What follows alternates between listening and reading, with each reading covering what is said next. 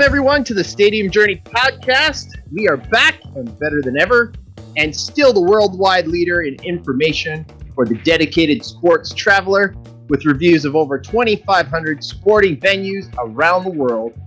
Check out the most amazing websites, stadiumjourney.com, and dive right in. Also, head to Facebook, Twitter, Instagram, YouTube, you name it, and join in the conversation at Stadium Journey. Thanks for joining us tonight, and we are so glad you're here. A special welcome to all those watching live on Twitch at danlaw.tv, Facebook, YouTube, pirated satellites in the Middle East, or wherever you're watching. Thanks for joining us. Paul Baker is away at his side job as a rodeo clown today, so I'm sitting in the big boy chair today. My name is Dave Cotney, and you can follow me at ProFan9. Mark Viquez is also with us today, and you can follow him at Ballpark Hunter. And Dan Calachico is in the projection truck today. Follow him at danlaw83. If you hear a big bang, that's just the sound of Rey Mysterio being thrown against his wall. You can also follow Paul, who is actually calling a game for UMass Dartmouth today, at PuckmanRI. So tonight... Good reference. You like that one? That did. Like a lawn dart. The lawn dart, yeah. Tonight we're pleased to welcome author, educator, fighter for the cause, Brock Greenhalgh. Welcome to the Stadium Journey podcast, Brock. Thanks so much, Dave. Thank you for inviting me along, and I'm happy to be here. I had no other plans for this Tuesday night. You know what's great about this, Dave? You know what's great about this, Dave, is he heard the banter before the show and he didn't run. Yeah, it's true. Still here. Unlike some people we know. Well, I gotta feel like today it's like that fourth Kiss reunion tour. You know, the band's getting back together, Brock. It's Brock and I go way back, taught together way out at the Glen for a while. So we're here today, Brock, to answer a really important question. How's my nephew doing at school there? No, I'm just don't answer that. He'll kill me. Hold on, which one? I gotta tell you. One of the first days of school, he came over to me. He's like, it's going to be so hard to call you Mr. Greenhalgh. I'm like, we've met maybe 3 or 4 times, and I don't think we've had a really big conversation. But you can try your best. You can call me Mr. Greenhalgh. Don't call me Brock. But in all seriousness, we are in Black History Month, and I thought, is there a better guest that I know firsthand to get on than Brock, because Brock is the author of Hard Road to Victory, which is the story of the Chatham Colored All-Stars. And Brock has embarked on a journey. How long has it been? Because I remember you sending me your proposal quite a few years ago. But Brock's plan, his goal, is to get the Chatham Colored All-Stars enshrined in the Canadian Baseball Hall of Fame.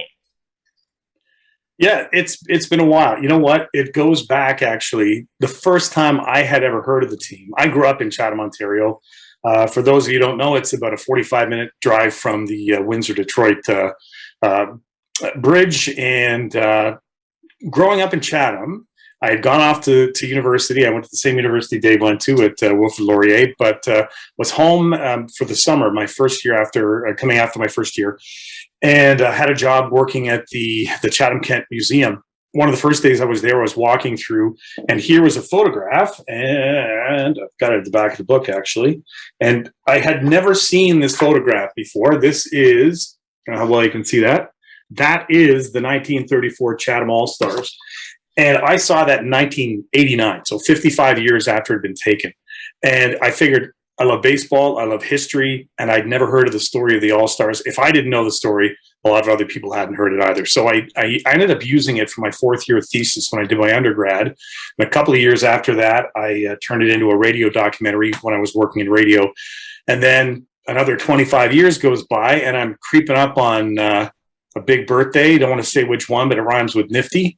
And I decided to come up with a list of 50 things I'd never done before and get them done. And one of those things was writing a children's book and getting it published about the All-Stars. So the book came out a year ago, December. So December of 2020. And starting in January, I started doing these book talks. And at the time, I started with 3 goals in mind. One, to raise some money for the Black History Museum in Chatham, Kent, which is called the Black Mecca Museum. Also to get the story out into schools and the libraries across the country. And then the third idea was to help push the team into the Canadian Baseball Hall of Fame. They've been on the ballot now for 5 years. They were originally placed on the ballot from the Chatham Sports Hall of Fame back in 2017, I guess it was now. And the way that it works is there's a 24-member committee at the Hall of Fame made up of Canadian sports writers, historians, as well as former inductees into the Hall of Fame. They decide every year who should be inducted into the Hall of Fame. The team would need 75% of the votes to get in. They weren't successful this year. They haven't been successful now for 5 years, so the time is getting shorter and shorter. And it was a bit of a kick in the pants because the class of 2022 was announced back on February the 2nd, and it was Jeff Francis. Now, I don't want to take anything away from Jeff Francis, had a heck of a career in the major leagues. But there was nobody else there. There was an empty. I was on their website, kind of waiting for that next name to drop or for something else to happen. There wasn't anybody. Mm-hmm. So at that point, I thought, we've rallied. We've garnered support from Fergie Jenkins, whose father had played for the team back in the 30s. We garnered support from local members of government. Reached out to other folks that I knew. Rob Ducey, for example, Canadian boy, grew up in Cambridge, not far from here, played for the Blue Jays. He got on board with us as well too. Some other people as well too. Reached out to Rob Thompson, who grew up in Corunna, which is just outside of Sarnia, and he's now the bench coach for the Phillies. And he got on board with it right away. Bought a couple copies of the book, started to use them in working with the guys in the clubhouse. But yeah, we came up short. So it's really unfortunate. And I wish that I had an answer as to why, or, if the committee could say to us, look, you're missing certain key pieces to the application or anything like that. The one idea that's been bandied around is waiting for this one to lapse, this attempt anyway, and then kind of refocus it on looking at the team being in the builder category, which is a different category than the one they're in right now. And that might be the way that we do it, so that the team, we're recognizing this team. The team was around from 1932 until 1939. And in 1934, they had won the Chatham City League, and that gave them an opportunity to go into the OBAA playdowns, Ontario Baseball Amateur Association playdowns. And they had played Sarnia, they had played Welland, they had played. They ended up playing the final game, or the final series was against this town called Penetanguishene. And on the other side of the field was this guy, Phil Marshallton. Phil Marshallton ended up being one of the first Canadians to really make an impact in the major leagues. He pitched about 185 games for the Philadelphia Athletics and also for the Boston Red Sox. Fought for Canada in World War II, tried to come back into the majors after that. Amazing story on his side as well, too. So for them to be crowned champions was a feat in and itself. And the kind of the crux of the whole story is in the series, there's best 2 out of 3 series. Chatham goes up to Penetanguishene, and that's a 500-kilometer drive. We're saying, okay, so 300-mile drive back in the 1930s. They win in Penetanguishene. They turn around 2 days later. They go back down to Chatham, and they lose in Chatham. And then the third game they decide to hold in Guelph, Ontario, which isn't far from here in Kitchener, kind of a halfway point. And the team, it ended up going into the 11th inning, and Chatham was up 3-2. Penetanguishene was up to bat. First guy strikes out. They're down. They got 2 outs left. The umpires decide to stop the game, and they claim that there's not enough light left to finish the game. And they erase the run that Chatham has scored, and they bring the score back to 2-2. And they say, we're going to call this game a tie, and we'll play a 4th game tomorrow, and that will determine the winner. Well, everybody knows exactly what's going on, right? The All-Stars, the Chatham All-Stars run on the field. They start yelling at the umpires, the managers, coaches, and OBAA officials are trying to figure out what to do. Finally, the officials say, we're going to have to live by this decision. You've called this game a tie, and then you've said there's a fourth game tomorrow. You're not going to umpire that fourth game. They sent that crew of umpires home. They brought in another crew of umpires. Chatham ends up winning that fourth game 13-7. So many obstacles, so much that they had to overcome, 13 years before Jackie Robinson gets into the major leagues. And it's an amazing story to tell. Interestingly enough, I've told this a few times, and some people have said, if this happened in the States, Disney would have picked up on this already and made it into a movie. That hasn't happened yet, but I've actually talked to some documentary filmmakers about it, and who knows, that might still be the case. The elephant in the room is it's not my story, right? I have no vested interest in this other than being a historian, other than being a fan of baseball. But I built relationships with the families of those players that were on the team.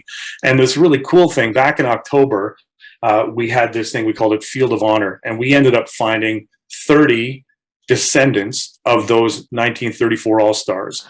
We brought them into Chatham, went to Fergie Jenkins Field at Rotary Park, and we had a softball game between the two sides. And we did them up in retro 1934 uniforms, the whole thing.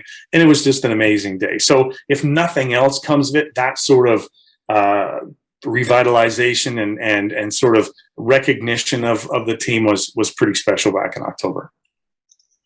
I would say, you were questioning about the Hall of Fame and the Hall of Fame's decision. I would say, just to play the flip side from the Hall of Fame's perspective, they've kind of had a rough go. And full disclosure, I am a member. I do have a membership of the Canadian Baseball Hall of Fame. Not a voting membership. I don't get to vote. I was about to say the plot for who's thickened. in or who's not. So I do have a financial stake, I guess. I don't know. I'm a financial supporter of the Hall of Fame. Yeah. So the 2020 induction ceremony hasn't even happened yet, right? And that was a big group. That was Justin Morneau, Dwayne Ward, John Olerud, Jacques Doucette. So if you know Canadian baseball, like those are big names in Canadian baseball, right? Last year, 2021, there was nothing because they were going to do the induction ceremony, and then COVID didn't happen, and all that jazz. And then 2022, to me it almost seemed like, okay, we need to add someone, right? Like to say that we have a class, because we don't really want to have no class for 2 years, right? So we'll put in one person, like we'll put in Jeff Francis, and then we'll go forward. So I'm wondering if there was not much chance of Chatham happening this year because it was this year, because there are now 5 guys, and you don't want your induction ceremony to last forever. Right.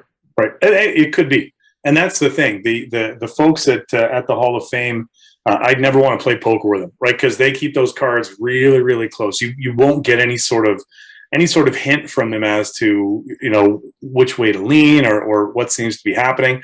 And I've asked some pretty straightforward questions. I remember saying to Scott Crawford, who's the executive director, I said, should we put together like a poll, right? Or you put together a petition? He goes, no, don't do that. But that was the only thing that he was willing to give me. And the other piece of it as well too is, and I think back to, I think it was last year when Major League Baseball finally recognized the stats from the Negro leagues. One of the original responses to that from someone at the Negro League Museum was, we don't need the MLB to recognize that. We don't need that recognition. And maybe that's kind of a take on this as well, is that if it doesn't ever come, then then you look for other ways to be recognized as well too. And that's another piece of it as well. The key thing I think for me too is I need some younger folks to kind of pick up the banner and get running. There's this great organization outside of Chatham called Buxton's Next Generation. And if you've read anything about Uncle Tom's Cabin, the Underground Railroad, all those things, North Buxton, this town, this settlement where a lot of people came north, they've got an amazing history there as well too. So there's a group of younger people that, and I'm actually speaking with them this Saturday to talk about the book, and I'm going to call out to them and say, look, give us some help in spreading the word. Interestingly enough, the day before the announcement, so for February 1st, the Toronto Blue Jays released this 2-minute video that is voiced by Fergie Jenkins talking all about the Chatham All-Stars. And it was like, hey, maybe this is a little glimpse into what's going to come. And then it just kind of, it petered away. And the Jays they've been amazing sponsors and supporters all along. 20 years ago, back when Major League Baseball was honoring the Negro Leagues, the Jays wore Chatham All-Star replica uniforms. They had a game in Shea Stadium against the Mets. The year later, they played a game at home against the White Sox and wore these retro uniforms, these Stars uniforms. Great recognition. What 20 years has come and gone, right? It was that day we had back in October was amazing. None of the players from that 34 team are still alive, but we had the son of one of the players. This guy's 72 years old and came out to play first base, which was awesome. And we had other guys that were honorary coaches and managers that were the sons of Earl Chase. Who actually he played? You were mentioning the London Majors earlier. One of the first black athletes to play for the London Majors. This guy, if there was no color barrier, probably would have been one of the few guys on this team that might have had a chance to play in the major leagues. And his two sons, Horace Jr. and Earl Jr. rather, are still around. So it's still a great story to tell, though, and we just hope it keeps getting more and more traction. That's for sure. So, how has this journey been for you personally? I mean, outside of the goal of the Hall of Fame, like we mentioned, you've written a book and got to do some amazing stuff. So how has that been for you? What will you pull away from all of this? It came along at a really good time. Well, at a bad time in everyone's lives the last 2 years, but it was something that I could put my energies into. I'm a full-time teacher. I work as a guidance counselor with 7th and 8th grade students. And that's been a challenge as well too, especially as an educator working with kids that are dealing with all of the stuff that's going on in our world. So for me to be able to have something else that I can put my energies into, like you guys being able to do this as well, like it's a passion. It provides you with an outlet. It gives you gain energy from it. That's really been amazing for me to be able to do that as well too. And it also allows me to say, okay, what's next? What's going to be the next big thing? I've got a couple of other ideas that are brewing for other writing projects as well, and it's given me more of a perspective, I think, too, on my hometown and on what life was like for a lot of those families that were growing up in Chatham and reconnecting with a lot of people as well, too. Last February, there was a small brewery in Chatham called the Sons of Kent Brewery, and they did a special beer, actually. They did Chatham All-Stars Rye Pale Ale. That's a year-old beer sitting in my fridge. But it was a lot of the guys connected to that brewery I'd grown up with, right? And it was just like an amazing opportunity to reconnect with those guys as well too, and kind of look at different ways of telling this story. I made another connection with the Blue Jays back in the spring. They took a number of the books and they used them in their Jays Care Foundation, where they work with underserved youth in and around Toronto. So that was a great opportunity as well too. Connecting with people like Fergie Jenkins. I mean, growing up in Chatham, and playing ball when I was a kid, that was, here's my hero, right? And being able to communicate with him, he lives down in Texas now. He's in his 70s. He's still connected with the Cubs organization, but he still took time out to be a part of this as well too, which was really it was awesome. It's been an adventure for the last year and a half, and it kind of goes in waves, right? But it's also one of those things where I was pretty deflated back on the second, because I thought of what we've done and the sort of the groundswell in Chatham. The Black Mecca Museum, they were the real driving force behind getting this softball game together, and that the organizers there were disappointed as well too. But it's kind of strengthened everyone's resolve, I think, as well too. So we'll keep plugging away. We've got a few more years yet anyway before I think they turned it over to a different committee actually if they don't get inducted after 9 years. So.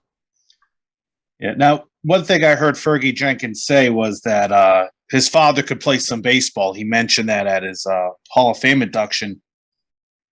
If the Chatham All-Stars do not become this traveling club, what does Fergie Jenkins Jr.'s career look like? Is he still the Hall of Fame player? Does he gravitate to another sport?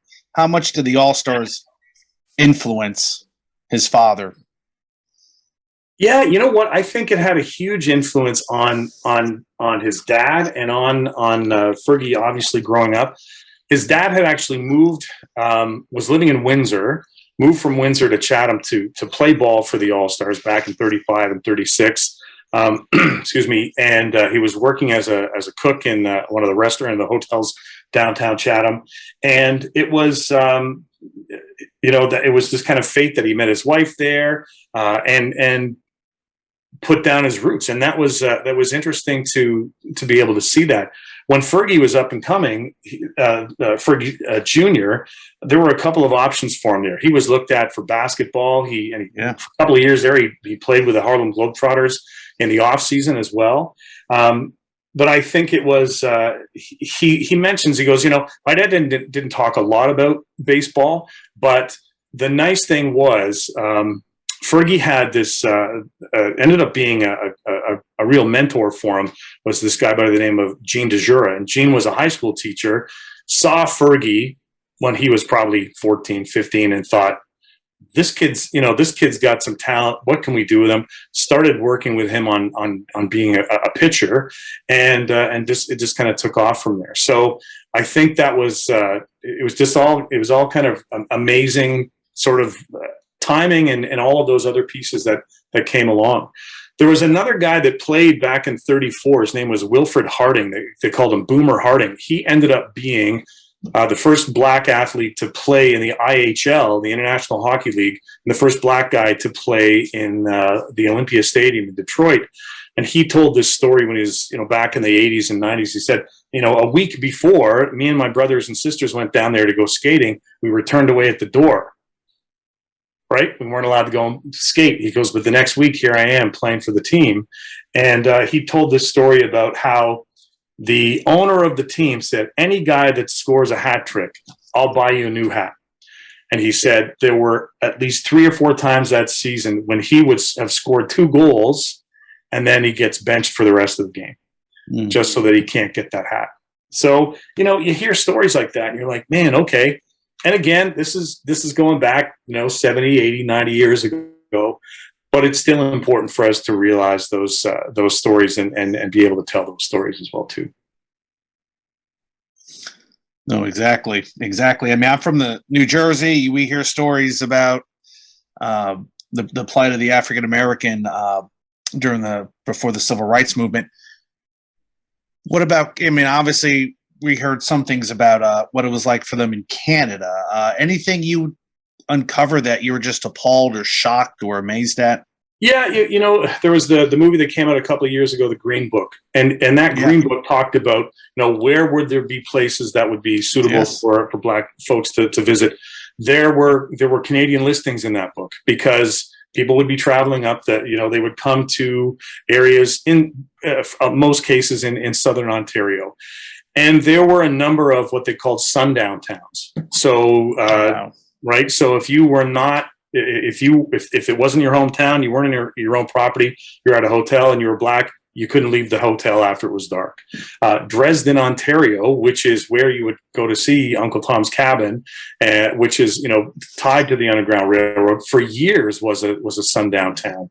Wheatley, Ontario, which is down near Windsor, same there as well. And so it was happening in a lot of other communities. The interesting thing with Chatham, and not to say there wasn't any racism in Chatham, because I'm guessing there would have been as well, but at one point, a third of the population of Chatham were Black, and that was that late 1800s, early 1900s.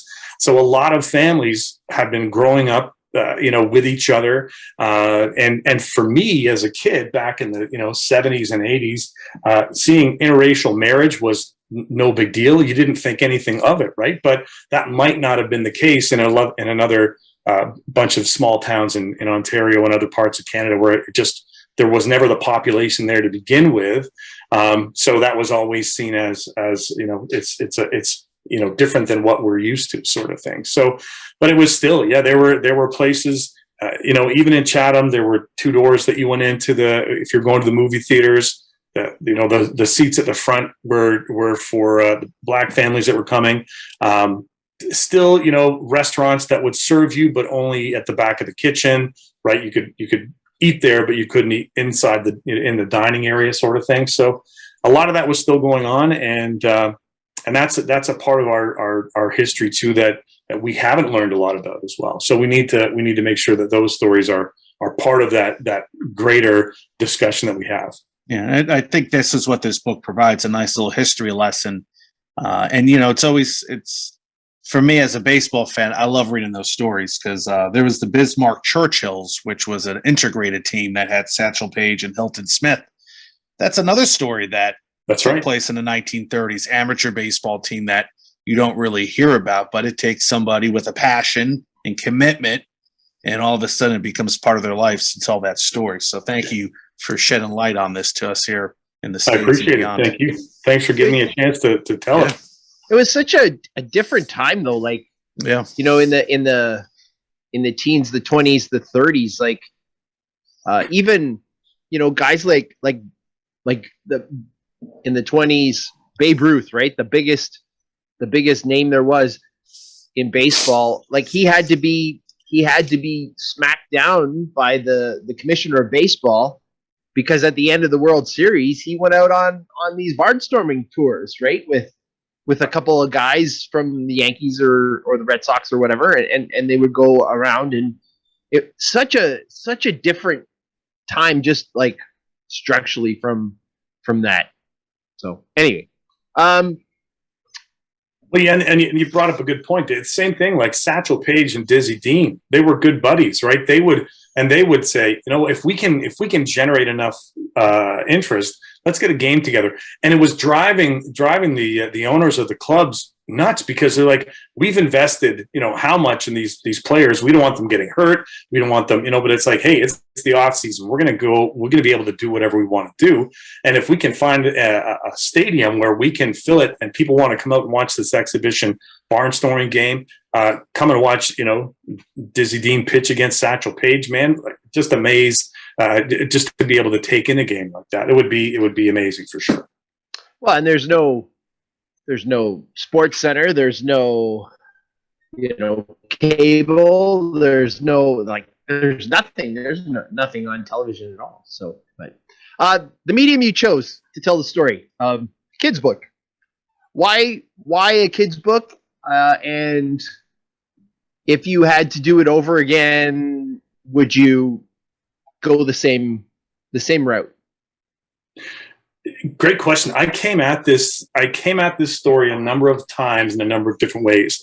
I looked at writing it as a novel. I looked at writing it as a fictionalized story as well, where you kind of you take the best of the story and go from there. But the one thing for me was, as an educator, being able to find a way to connect with younger people. And I thought one of the greatest things that I can do is come at it with a kid's book. And it's not a traditional kid's book. There's no dialogue, right? There's no character that's telling the story. My first few runs through it was just a bunch of historical facts. And I really had to work at building in literary devices like, alliteration and colloquialisms and those kinds of things. And I'm no illustrator, so I also had to make sure that I was comfortable with the illustrations. I ended up reaching out to Dave, Eastwood Collegiate. It's a high school here in Kitchener. They have this integrated arts program, and one of the arts teachers introduced me to these two guys. They were teenagers, and I said two things: I want you to do the work in watercolor, and I want it to look like the 1930s. And I was blown away with the work that these guys had done. I've had some interest in the story from some other from publishers. I've self-published this, and I realized when you self-publish, you have to self-promote as well. So, but I had one publisher reach out and say, it's pretty rough. We wouldn't pick it up the way that it is. But would you consider? This is the other piece too. Would you consider co-writing it with a Black author? Not to say that there's no legitimacy there, but to kind of address that elephant in the room, right? And the one take on it was maybe you write it as a nonfiction and write it as a young adult novel, right? And you come at it that way, which has kind of it's cooled off. I haven't heard much from them lately, but that might be the next thing. But it might also be the point for me just to say, you know what? I'll let you can pick up and run with that if you want to, and go on with that. CBC here has decided they've got a new documentary series, and they've done one of their episodes. It's all about Black history in Canada. One of the episodes is on sport in Canada, and the director that I had spoken to was interviewing people I'd connected him to, the children of the athletes. So I'm hoping that the tale is going to be told that way as well too. And looking back, would I have done it differently? I'm happy the way that I've done it. But as I had kind of jokingly said earlier, this could be a movie, right? This could be someone who looks at this and goes, "Hey, there's a way that we can tell this story," and it's great to be able to see that. There's another book actually coming out in May, and it's called On Account of Darkness, and it's telling the story of racialized athletes in and around Chatham, Kent, from the 1800s to the 1960s sort of thing. This guy Ian Kennedy's got a website called Chatham Kent Sports Network. He's behind it. He's done a great job, and I'm hoping it's that he's going to be able to kind of pick up with that story as well and run with that as well. So we'll see where it goes from here. Well, and maybe that's the answer to the original question. Maybe it's something like CBC, where suddenly you're not constrained by your own geography, and you can get out of Ontario into like these voters for the Hall of Fame. They're not all sitting in their backyards in St. Mary's. That's right. St. Mary's being, of course, where the Hall of Fame is in Canada. They're all across the country. So maybe that's just the exposure, just to push it over the top. Yeah, and we're hopeful that that's going to happen. There's a friend of mine that I had known from university days, and he's the sports editor at the National Post, and he had written a piece back last February about the team, and he's talked about kind of following up with that story as well too. So again, any sort of print media that we can get. Ian Kennedy, who I'd mentioned earlier, he's been given the opportunity to write an opinion piece in the Globe and Mail that's going to come out this Saturday about it as well. So there's we've got a couple of irons in the fire, and we're hoping that things are going to be able to come around for sure. Mark really wants to know what your favorite inter-county baseball stadium was as you did your rounds around the inter-county league this summer, as I did.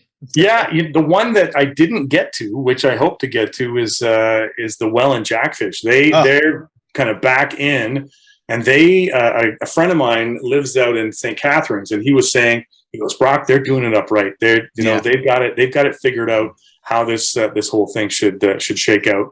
And so that's on the list of places to go for 2022 for sure.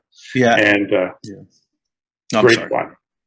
No, I actually talked to Ryan Harrison on a podcast about the jackfish a couple weeks ago. Right on. Episode's going to air in a few weeks, and yeah, he discussed exactly the things they do. They're kissing the fish and being screeched. They have their own take on it, and just providing an atmosphere that's a little bit different compared to some of the other stadiums. I also mentioned you, Dave, how you sort of were kind of ragging on it. And he goes, "Well, I hope he comes out to Welland."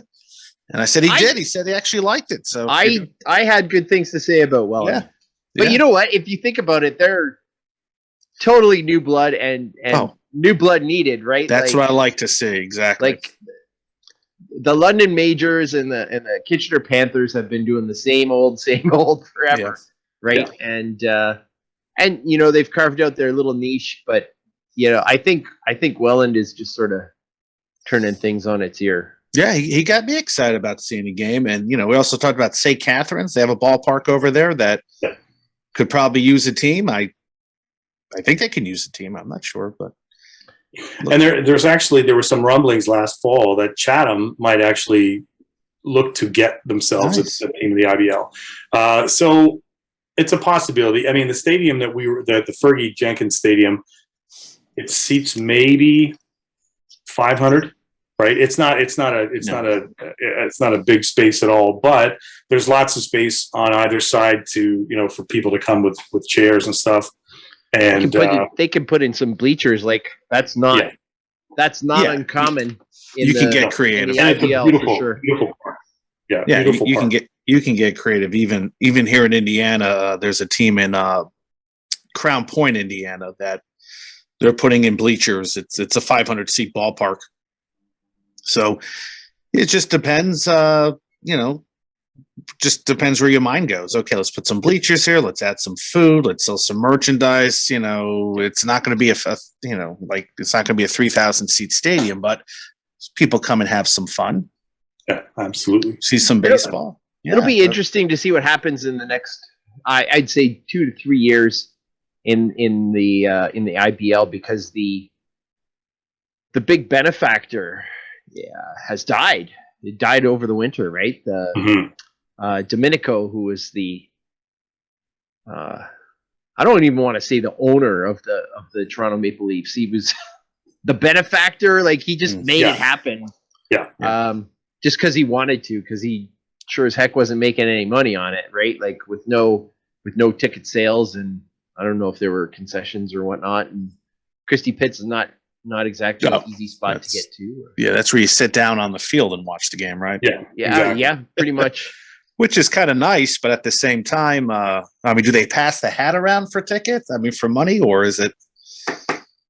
I have no idea. It was the one spot that we decided not to go to, just because of how Toronto is. It's in a tough spot of town. And don't they film there a lot? Isn't that used for Hollywood studios? There's like a part of the street they use for New York City because it looks dingy. Geez, maybe, I don't know. Yeah, I've heard that before. Maybe but the big thing is there's like no parking down there. So to come from out of town and hop on the subway, Okay, I'll give you that. I can just see it. Me and my kid like dragging our laundry. Just kiss a fish. Just go to Welland and kiss a fish. You'll be good. There you go. That's all you need to do, man. You know what? I'd go back to. Actually, I went to Welland twice.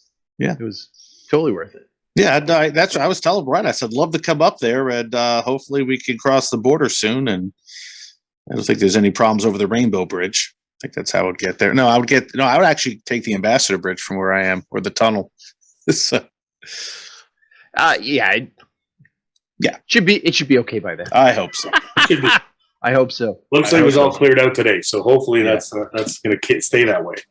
Well, adding to our conversation, I actually met Fergie Jenkins back in, where was it? Rockford, Illinois. We're at a Rockford Riverhawks game, which used to be, I think, a Frontier League club, and he was just sitting there. at a table with baseball cards to sign.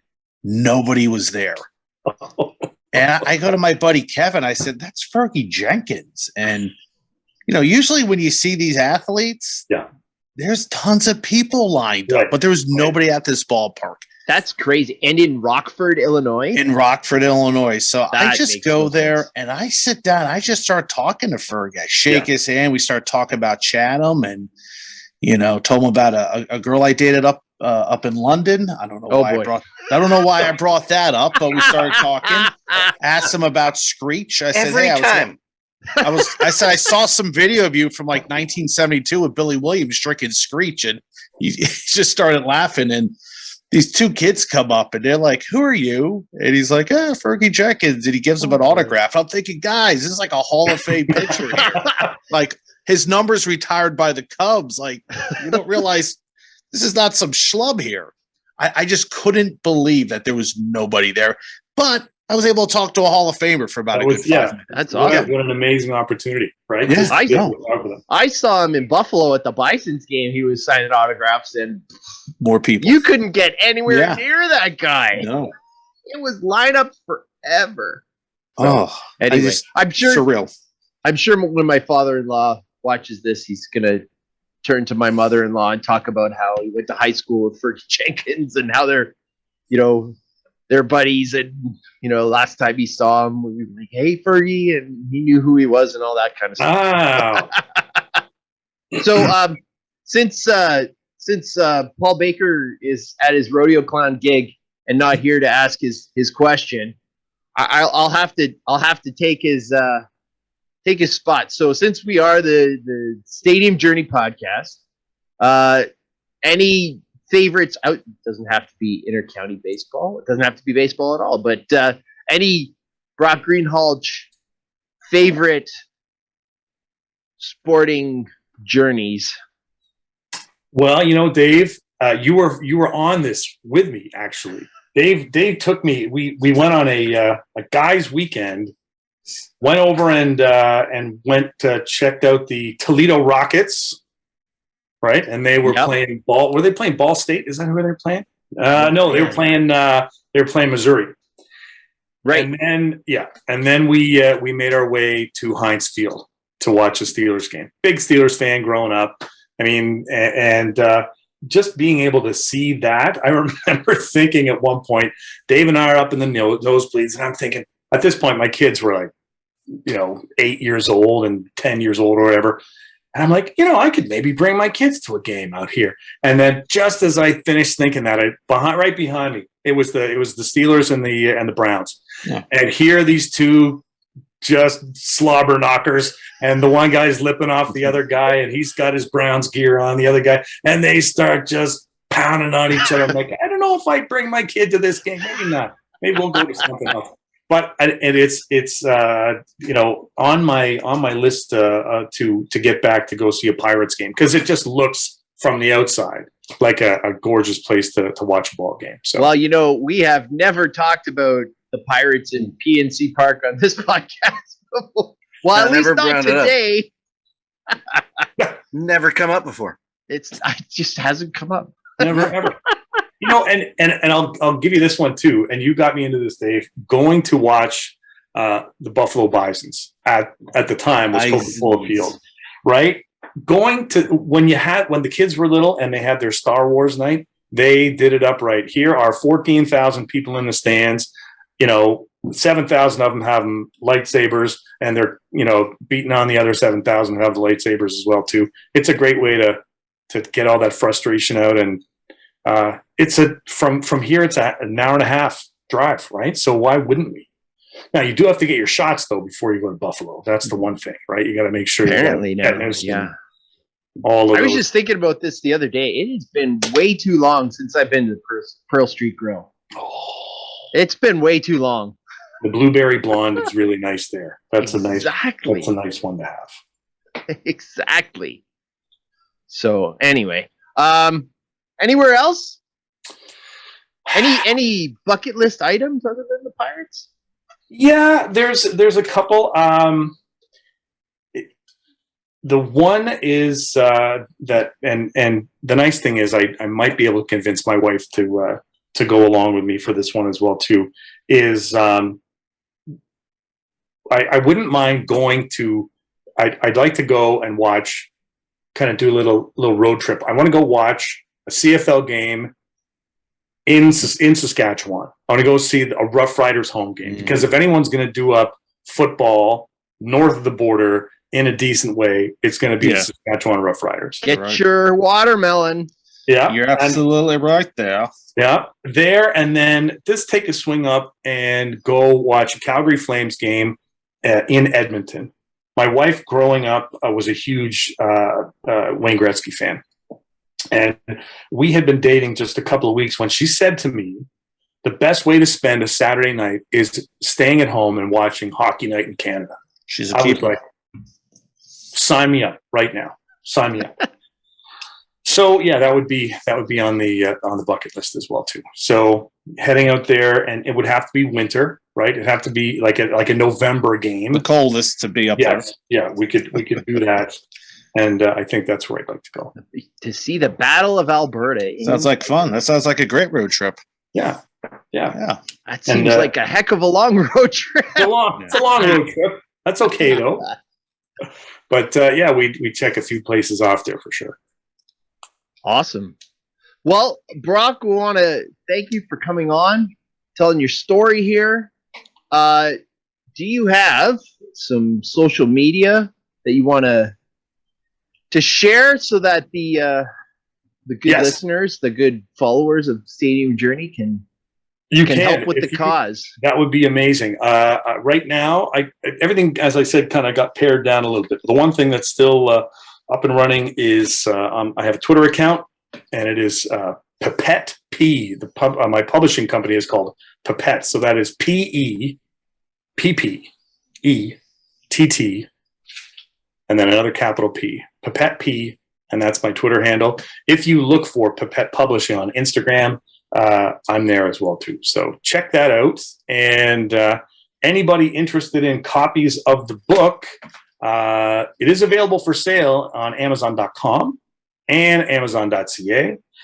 So it saves me having to ship anything to the States if you want to pick it up south of the border.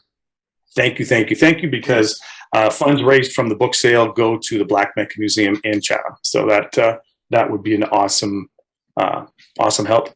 I've been able to do book talks with elementary schools and high schools, and always looking for opportunities to continue to do that as well too. So, all right, send me a message and let me know. And merchandise as well. Can we get one of those cool hats you're wearing? Yeah, you know what? The hats and the shirts, and these guys here are through the Black Mecca Museum. We figured they would be central. So if you just type in Black Mecca Museum, it'll take you to the site. Nice. And they've got I think it's through Etsy or something like that. They've got an account that's set up through there, so you can check that out.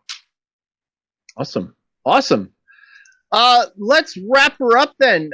Dan, where can people follow you? Any Stadium Journeys for Dan? No.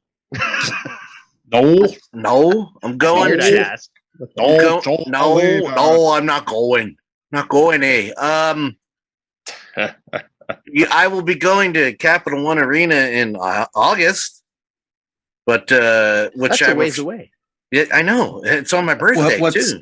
What's Capital One now? Is that Washington? That's or as I call it, Cap Center, because I refuse to call it Capital One Arena. You were right there, and you put arena on the name at the end of the name of it. God dang it! Follow me crying over Claude Giroux at Dan Law 83. Well, can't cry yet. Nothing to cry over just yet.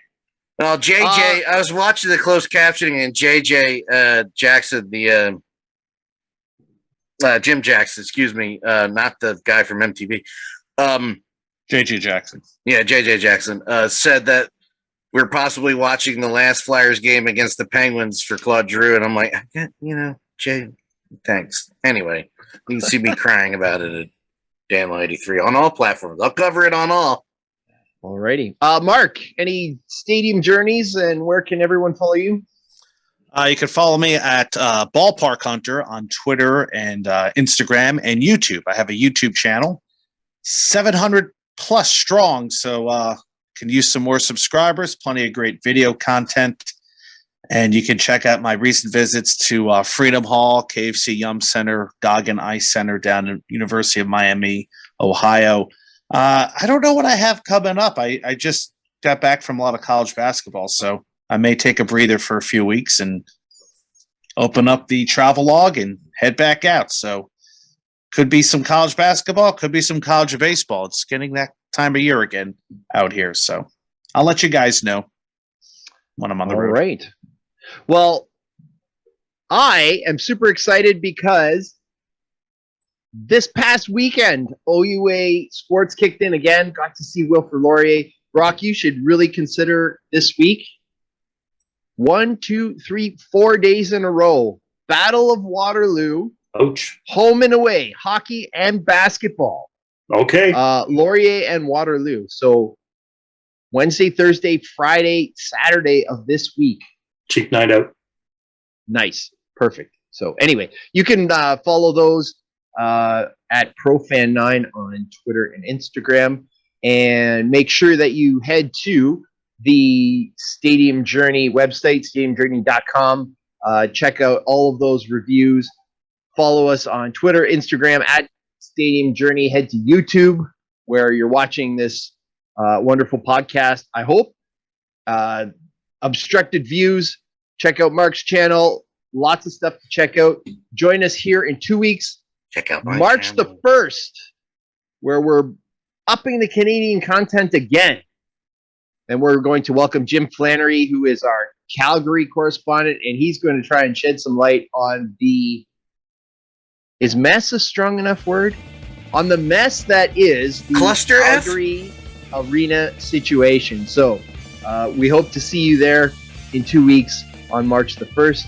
But for Dan and Paul and Mark, I'm Dave. See you out there on the road. Safe journeys, safe travels.